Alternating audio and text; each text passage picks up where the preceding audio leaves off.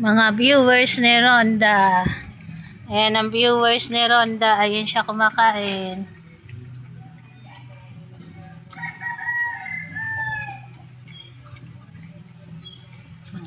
Kumain na rin po sila, kaya ganyan sila.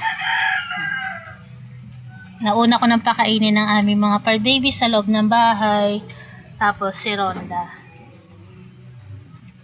Makita niyo po, ang ulam nila ay nilagang isda na merong kalabasa at malunggay.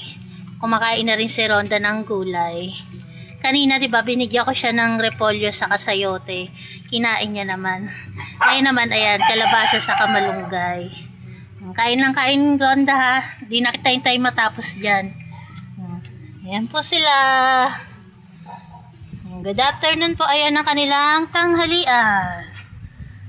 Kasi mapapansin nyo naman kung hindi kumain yung mga par babies namin na sinagoku, maingay yan syempre. Magwawala yan dyan kasi gusto nilang kainin yung binigay ko kay Ronda. Pero dahil nga po napauna ko na silang pakainin, ganyan na lang sila, panood-nood na lang kay Ronda.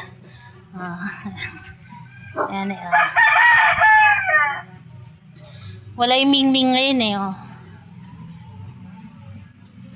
Wala yung pusang pinapakain namin ngayon dito. Siguro nandun sa kanyang amo. Hindi siguro nakalabas. Kain ang kain, Ronda, ha.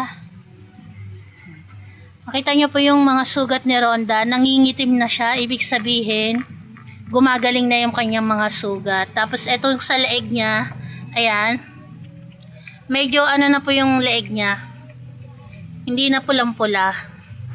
Ayan. Hindi ko siya mahawakan kasi minsan po kasi umaangil-angil pa si Ronde.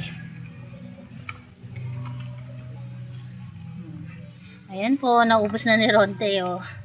Dagdagan natin eh. Wala yung pusa eh. Nakadalawang kain si Ronda.